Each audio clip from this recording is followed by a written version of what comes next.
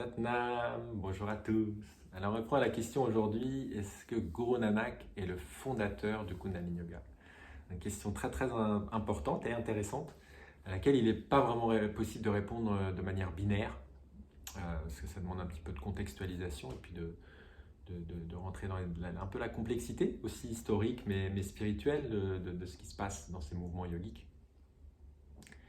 Et comprendre que Guru Nanak, donc il a vécu il y a 500 ans, était un personnage spirituel très important dans le nord-ouest de l'Inde. Et puis il a eu 10 succès, ils se sont succédés, il y a eu 10 personnes, 10 maîtres dans cette lignée, qui a donné aujourd'hui une religion qu'on appelle le Sikh Dharma, et qui est pratiquée beaucoup en Inde, mais dans le monde entier.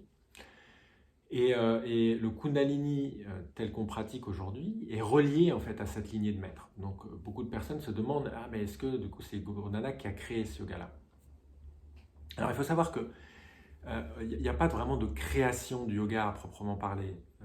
Les maîtres, quand ils sont appelés maîtres, justement, c'est qu'il y a un degré d'intégration des techniques, de connexion, de reconnexion à l'essence de la spiritualité, qu'ils peuvent changer la forme pour la rendre davantage intelligible, compréhensible et adaptée aux besoins d'un temps et d'un espace donné, d'une époque, d'un langage spécifique, etc. Et c'est vraiment le travail qu'ont fait les 10 gourous de la tradition sikh, c'est qu'ils ont rendu accessible la spiritualité dans une région de l'Inde où elle était devenue très sclérosée et où le système des castes notamment rendait l'accès au divin, l'accès au spirituel conditionné par le système des castes. Donc seuls les brahmines pouvaient avoir accès au divin, les autres castes devaient passer par eux. Donc le message essentiel de cette lignée de yogi, c'était la souveraineté. C'est chacun a le droit d'accès au divin.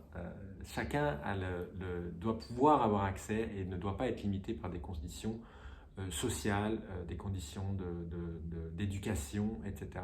De revenir à une notion que chacun doit avoir accès au divin, puisqu'il est partout. Donc le message essentiel, s'il y en a un de Guru Nanak, c'est celui-là. C'est l'accessibilité et l'inclusion. Okay. Donc en ce sens, on peut dire que Guru Nanak, oui, a créé le Kundalini Yoga tel qu'on le trouve aujourd'hui parce que c'est un chemin accessible à tous et c'est un chemin d'inclusion. Là où il ne l'était pas forcément dans les manières et les modus operandi de transmission qu'il avait avant Guru Nanak. En tout cas, on trouve d'autres voies de Kundalini Yoga. Hein. Celle qu'on pratique aujourd'hui n'est pas la seule. Ça pourrait y avoir d'autres vidéos que j'ai fait à ce sujet-là. Donc Guru Nanak a vraiment amené un regard, une fraîcheur, une réactualisation d'un chemin qui était plus ancien. Donc ça, c'est en ce sens-là qu'on pourrait dire que Guru Nanak a été un élément majeur dans le Kundalini Yoga tel qu'on le pratique aujourd'hui, parce que c'est aussi lui et ses successeurs, ils ont donné le cadre vibratoire dans le sens où la quasi-totalité des mantras qu'on pratique aujourd'hui en Kundalini Yoga viennent du Sant Bacha ou dont l'alphabet est le Gurumukhi, qui est l'alphabet qu'a créé le premier disciple de Guru Nanak, et qui rendait accessible à tous les langages, les poèmes mystiques, les poèmes sacrés, donc, que les sages recevaient en méditation profonde. Donc en ce sens-là, l'actualité du Kundalini Yoga, sa couleur moderne, eh bien, on la doit en bonne partie à Guru Nanak. Maintenant, le Kundalini Yoga tel qu'on le pratique a des influences qui sont bien plus anciennes, et notamment le 10e disciple de Nanak, Guru Gobind Singh, qui a été un des gourous majeurs dans la formalisation du Kundalini Yoga tel qu'on le pratique aujourd'hui, qu'il avait appelé à l'époque Shabad Kriya Yoga, donc ça avait un nom un peu différent.